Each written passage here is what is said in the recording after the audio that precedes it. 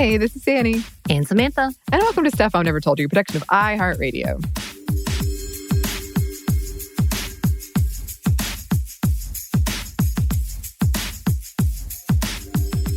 So today we're going to be going over some updates. And because we're doing that, we wanted to put the date on this one, which is April 1st, 2021 as we record this, which brings me to my question.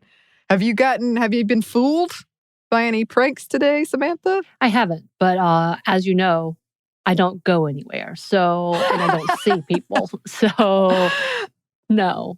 Yourself? Well, no. A lot of people did contact me about the Mark Hamill Mandalorian spinoff show, but the reason I knew that one wasn't a prank was because I'm like, that would have been bigger news than this. I would have been told about that. It was oh, okay. So it was a prank. I saw it and I just bypassed it. Yeah. Well, I mean, it would have been much bigger news. Oh, okay. I literally was like, okay, cool. But yeah, I mean, I believe it. I didn't believe that it didn't make a bigger splash. That's what got set off my alarm bells. Gotcha. And I have like calendars I update at the first of every month. And I usually remember the first of every month because that's when I pay rent. So I did know the date. And so I was kind of like, Maybe I'm just cynical. Maybe I'm just tired. But I'm like, y'all, this year's been too much. Don't do it. Just don't do it. Yeah, I mean, these are all just like news headlines I'm getting from, and I'm like, huh? I think it's gotten to the point that I just no longer am surprised. So I'm like, oh, okay, cool. That's awful. That sounds about right. Like, that's how it seems to me. Yeah, you just roll with it. Yeah. I believe pretty much anything now. So we did want to put a trigger warning on this one. We are going to talk about some updates in the world of like Me Too. So there's going to be some discussion around sexual assault and violence. Not much. We're not going to go in depth or anything, but put that on there. And I think that section would be pretty easy to avoid too if you don't want to listen to it. Right. But we're going to start with entertainment and the Grammys. Yes, because there were some records set at the 63rd Grammys held in 2021, starting with Beyonce. Beyonce set a new record with her 28th Grammy win, making her the most awarded woman in Grammys history. When she accepted the award, which was for Best R&B Performance, she said, "As an artist, I believe it's my job to reflect the times, and it's been such a difficult time. So I wanted to uplift, encourage, celebrate all of the beautiful Black queens and kings that continue to inspire me and inspire the world." She also broke another record with 79 nominations, making her the most nominated female artist. She became the only other female artist to win 6 Grammys in one night alongside Adele, and she's won Grammys for 7 consecutive albums. Only 3 other artists or groups have done the same thing. Yeah, Beyonce. Yeah. Meanwhile, Taylor Swift set a record too when she became the first woman artist to win Album of the Year 3 times when she won for Folklore. Previous wins were for 1989 and Fearless. This puts her in league with only 3 other artists to accomplish the same thing: Frank Sinatra, Stevie Wonder, and Paul Simon.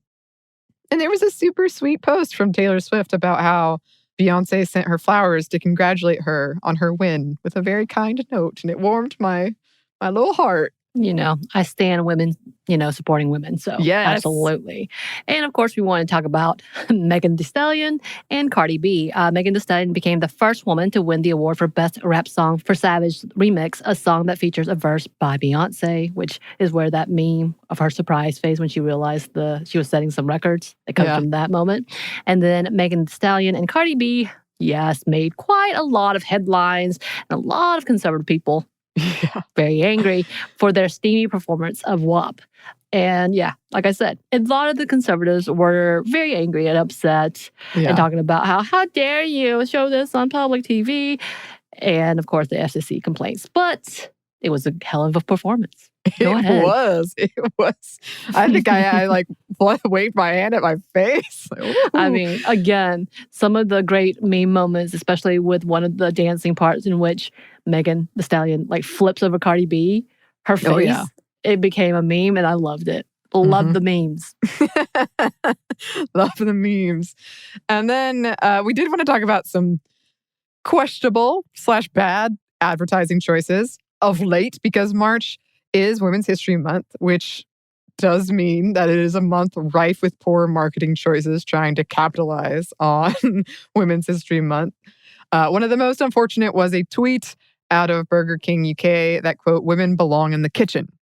They continued in a thread, "if they want to, of course, yet only 20% of chefs are women. We're on a mission to change the gender ratio in the restaurant industry by empowering female employees with the opportunity to pursue a culinary career."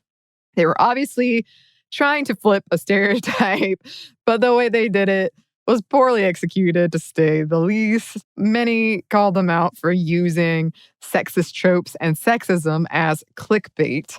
The backlash was so strong that they deleted the tweet the same day and issued an apology. Quote, "we got our initial tweet wrong and we're sorry. Our aim was to draw attention to the fact that only 20% of professional chefs in the UK kitchens are women and to help change that by awarding culinary scholarships." They also said, quote, "it was brought to our attention that there were abusive comments in the thread and we don't want to leave the space open for that." Right. Yeah. Of course, they're not the only ones. There's a lot of companies that went down a wrong lane. Yeah, that's one way of putting it. Yes, there were. So another one that caught my eye is not really bad. It just made me kind of scratch my head. But the Hershey's chocolate bars, where the "she" is in all caps. This was also for International Women's Day. Hershey's released limited edition candy bars where the label, yes, it reads Hershey's, to, quote, "honor all the women and girls out there." They were handed out to the first 1,000 visitors at the Hershey's Chocolate World locations in New York City, Las Vegas, and Hershey, Pennsylvania. Interesting. I guess. Huh. I have nothing else to say to that. We did want to talk about one more thing, which is not necessarily about International Women's Day. And I didn't think was bad, but there's been a lot of conversation about Krispy Kreme, who offered for people who have been vaccinated to bring in their card and they could get a free donut for the rest of the year, one donut. And this has become a huge debate about whether or not it's promoting obesity in some way of some sorts. I don't understand that because in my mind, you can choose not to get donuts. That's fine. Also, enjoying a donut. Yeah. Oh, What's wrong with that? And so they actually made a statement. And of course, there's still a little conversation about it. But honestly, I got my card, so I'm about to go get me a donut. So is it one donut the entire year or a donut anytime you go in for the rest of the year? You get a free donut every day as long as you show your vaccination card until the end of 2021. And it has, again, sparked a debate about, you're giving people diabetes, essentially. Right. And then also to why are you fat shaming people? If that's an incentive, it's fine. And I doubt at any point someone's going to go every single day. I don't know who has that tenacity. Maybe there is. And if there is, be careful. But at the same time, why is that any of your business? I guess that does make sense that, because it's not like they're going to put a Krispy Kreme stamp on your vaccination card, right? Like you've got one free donut. No more for you. No more. Oh, all right. Kind of related, we wanted to talk about cancel culture because that has become just this huge part of conservative culture war here in the US and elsewhere, which is, it's really a distraction from actual issues and something that is being weaponized. And we're not going to spend too much time on these because, frankly, they've really been blown out of proportion. But all right, let's start with the gender-neutral potato head. Who knew I'd be talking about this into a microphone one day? So, back in February of 2021, Hasbro announced that in the interest of inclusivity, it would drop the Mr. from their potato head toys. And that starting in the fall, they would introduce new toys and playsets that didn't come with the Mr. or Mrs. designations, allowing for children to create families with two moms, for example. But then, confusingly, Hasbro announced that Mr. and Mrs. Potato Head weren't going anywhere and that perhaps the Mr. and Mrs. designations just wouldn't be so prominent on the labeling. The company, after a huge response on Twitter, tweeted, "While it was announced today that the Potato Head brand name and logo are dropping the Mr., I am proud to confirm that Mr. and Mrs. Potato Head aren't going anywhere and will remain Mr. and Mrs. Potato Head." So the LGBTQI plus organizations released statements in support of the move for more inclusive toys. GLAAD's chief communications officer, Richard Ferrero, said, quote, Hasbro is helping kids to simply see toys as toys, which encourages them to be their authentic selves outside of pressure of traditional gender norms. And of course, right-wing media freaked out, saying this was destroying America. And even some more usually straight white guy liberals were like, this is how Trump gets reelected. I remember Matt Gaetz saying something like, they came for Mr. Potato Head. They're coming for you next. And I laughed and I laughed and I laughed. It's a potato. And I keep trying to think of like, if you don't have, the very clear gender indicators, like, don't they look the same anyway? Right. But it used to actually be a potato. When they first launched in 1952 as a potato, and you put the eyes in it. End of story. Just to go ahead and put that out there, there's no gender to potatoes. I don't know if that needs to be stated, but I feel like some people maybe needed to know that. There is no gender to potatoes. Just to put that out there. Have a good day, y'all. Mm-hmm. Yeah, and speaking of Pepe Le Pew, another news item that, made a splash way bigger than necessary when it was announced that Looney Tunes' French skunk character Pepe Le Pew would not appear in the new Space Jam movie, which I feel like the bigger story is that we've got a new Space Jam movie coming out, but whatever. This was after, but apparently not necessarily because of, the New York Times columnist Charles M. Blow claimed that the character, quote, added to rape culture. Right-wing blogs are mad because I said Pepe Le Pew added to rape culture. Let's see. 1, he grabs/kisses a girl stranger repeatedly without consent and against her will. 2, she struggles mightily to get away from him, but he won't release her. 3, he locks a door to prevent her from escaping. Dave Chappelle once featured similar observations in his act, and I think it's been said a lot of times when you're like, wow, this doesn't look good. I don't know, maybe that was just me. In response, a scene for the upcoming Space Jam movie featuring Jane the Virgin actress was cut. Yeah, and from a Deadline article, here's what that scene entailed. Quote, Pepe was set to appear in a black and white Casablanca-like Rick's Cafe sequence. Pepe, playing a bartender, starts hitting on a woman at the bar, played by Santo. He begins kissing her arm, which she pulls back, then slamming Pepe into the chair next to hers. She then pours her drink on Pepe and slaps him hard, sending him spinning in a stool, which is then stopped by LeBron James's hand. James and Bugs Bunny are looking for Lola, and Pepe knows her whereabouts. Pepe then tells the guys that Penelope Cat has filed a restraining order against him. James makes a remark in the script that Pepe can't grab other tunes without their consent. That's got to be one of the weirdest things I've ever read on this show. And that's something. The context alone makes me think, who thought this was a fun idea for a child's cartoon? I will say the actor, Santo, who her part was cut, has been vocal about her past experience of sexual assault, even recording a song about it. And she is part of a nonprofit around these issues. And she was excited to be the one to slap the sexual harasser cartoon. Oh. Okay. Yeah, I remember as a kid, he just annoyed me. Pepe Le Pew annoyed me. I'm like, leave her alone, man. Right. Right.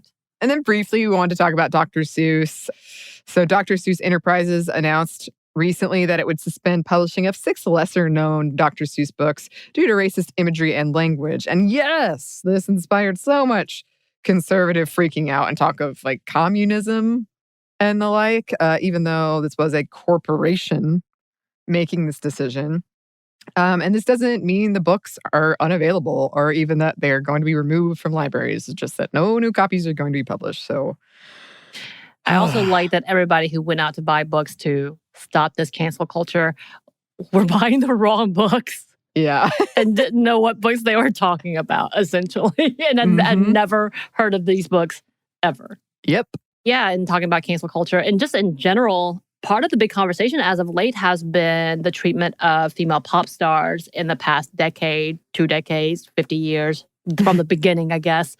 And even so, with that, how late night hosts have been called out for a lot of their sexist and racist jokes in the past. And one of the big people who has been caught up in this is Jay Leno, who's been recently called out about his jokes about Monica Lewinsky, been called out about his jokes on Britney Spears, and so many others. But another type of controversy that he's been highlighted for was his racist comments. Oh, when he would make jokes at the expense of the Asian American community, essentially. And he has come out and talked about these things. And he said recently, at the time I did those jokes, I genuinely thought them to be harmless. I was making fun of our enemy, North Korea, and like most jokes, there was a ring of truth to them. At the time, there was a prevailing attitude that some groups is always complaining about something, so don't worry about it. When we received a complaint, there'd be two sides to the discussion. Either, quote, we need to deal with this, or screw them if they can't take a joke. And too many times I sided with the latter, even when in my heart I knew it was wrong. And he said, I'm issuing this apology. I do not consider this particular case to be another example of cancel culture, but a legitimate wrong that was done in my part. So it was interesting to see that he actually acknowledged some of it. Of course, it came after the tragedies as of this year against the AAPI community. So it's interesting to see his take on that. But is it kind of one of those things like, is this too little too late? You helped develop this culture as an icon of the 90s. And this is part of the problem that we're having now is people are so ready to defend him, even though he even acknowledges this is not about cancel culture. This isn't about what I did wrong. Right. And we've done an episode on cancel culture that you can check out if you haven't already, but we should probably update it just because it's been such a topic of conversation lately. But that is not today. We are not doing that today. We do have some more for you, but first we want to pause for a quick break for a word from our sponsor.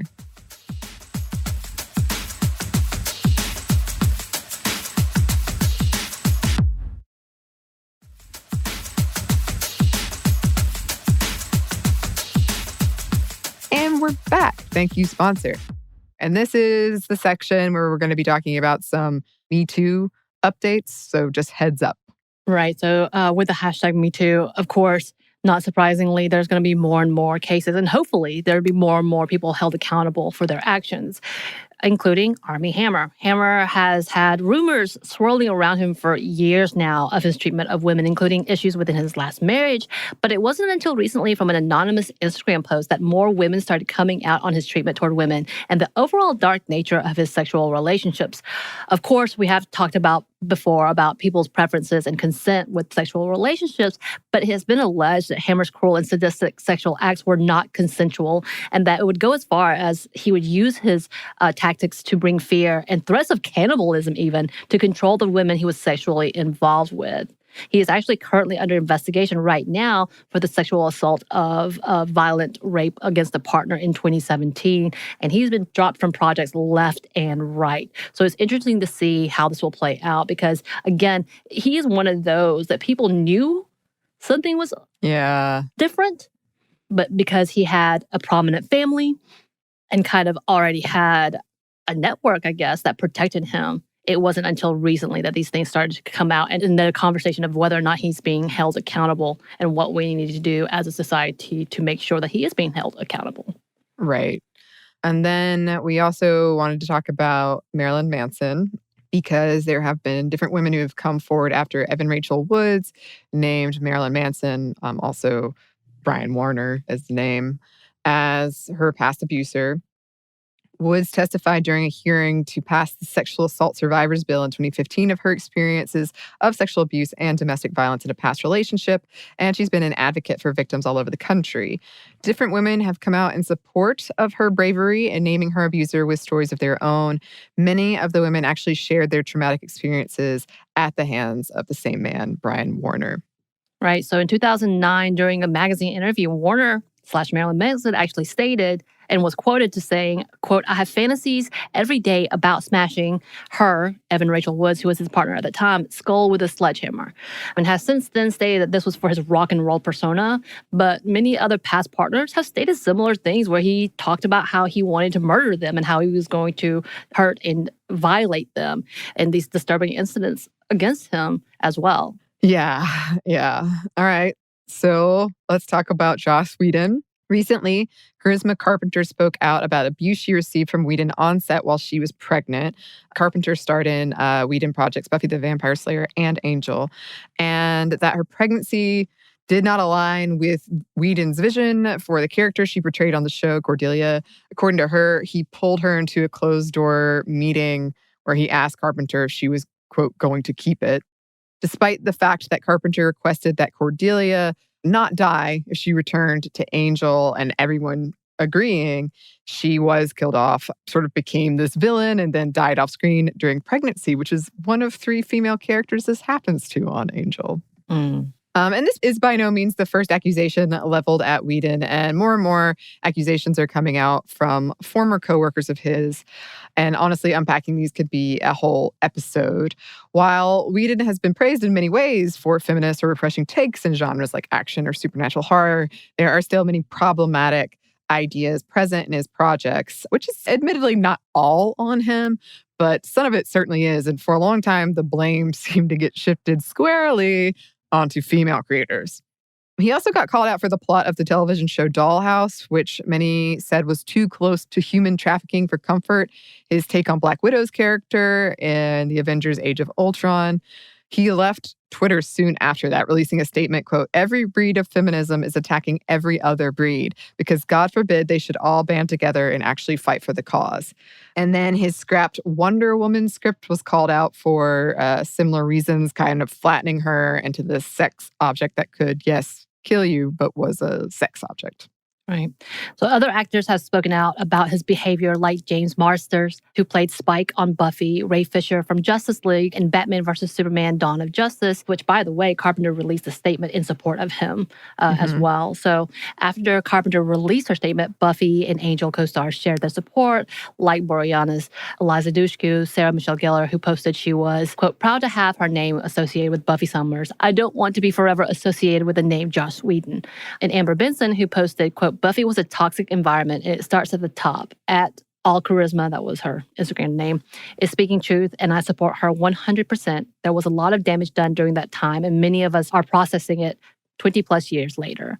And then Michelle Trachtenberg, who was 14 when she started filming Buffy, posted, quote, "because this must be known as a teenager with his not appropriate behavior. Very not appropriate." The last comment I'll make on this was there was a rule saying he's not allowed in a room alone with Michelle again. And I've seen many similar remarks, and as well as other people backing up her claim that there was a lot of concern when it came to this actress who was 14 years old at the time and Whedon's treatment of her. Yeah. And then Whedon's ex-wife, Kai Cole, also wrote a piece about his behavior towards women. He was a, quote, "hypocrite, preaching feminist ideals." Apparently, he wrote to her 15 years after their marriage was over. "When I was running Buffy, I was surrounded by beautiful, needy, aggressive young women. It felt like I had a disease, like something from a Greek myth. Suddenly, I am a powerful producer, and the world is laid out at my feet, and I can't touch it." But he did, and he had an affair, and that he hoped it would, quote, "be enough that then we could move on and outlast it." And of course, it was not enough, and more affairs followed. And started to wonder what affairs meant to him. Yeah. And then he recently left the HBO sci-fi project, The Nethers, and this is still kind of ongoing conversation. Much like Marilyn Manson himself, there's no actual charges. They are being dropped from projects, but there's no justice, if you will, to any of these things.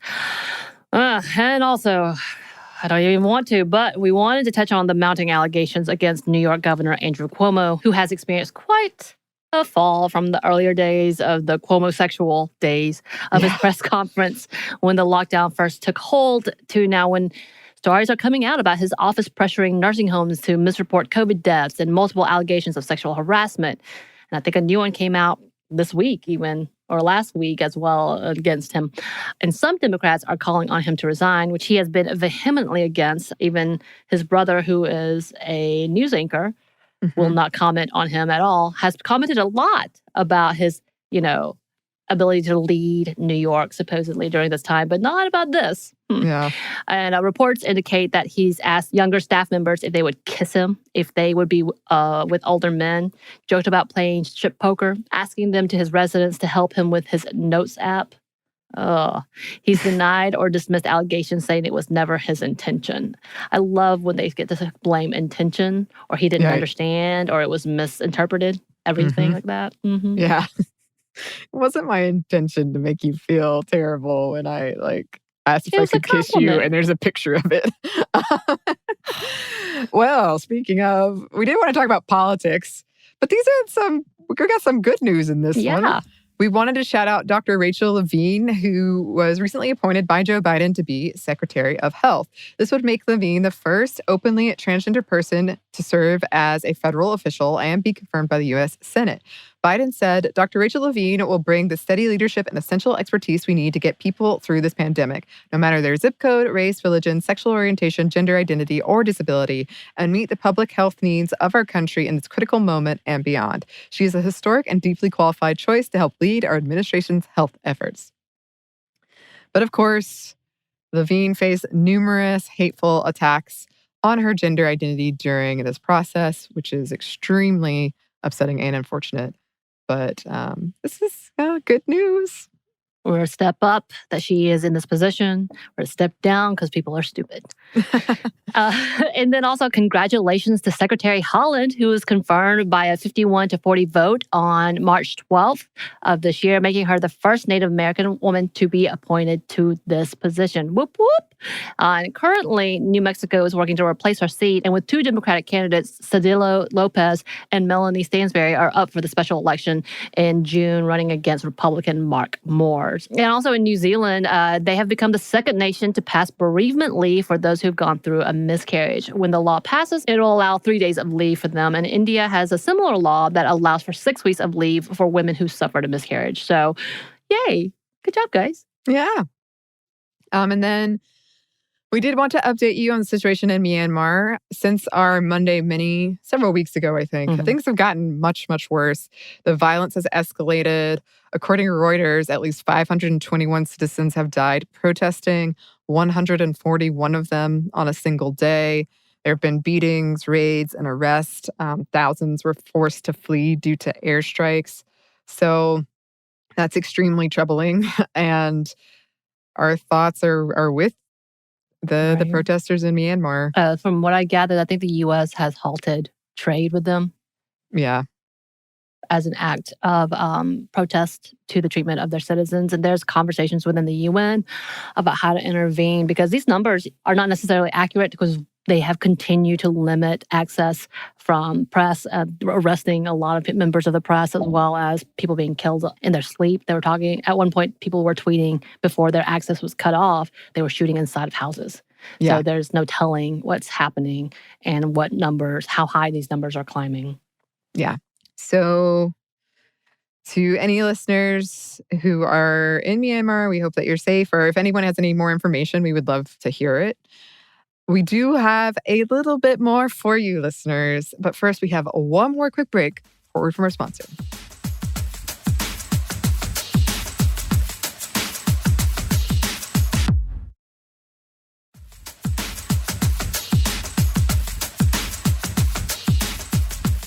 And we're back. Thank you, sponsor.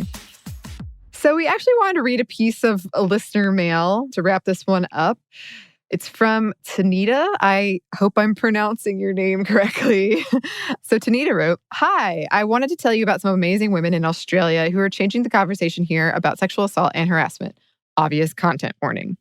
Grace Tame. She is our current Australian of the Year. She was a victim of her teacher grooming and raping her when she was 15. He was allowed to tell his, quote, story, but due to outdated laws, she wasn't allowed to tell her story and she had to fight for the right to speak. Brittany Higgins. She was allegedly raped in our Parliament House by a senior staff, and 4 other women have since come forward.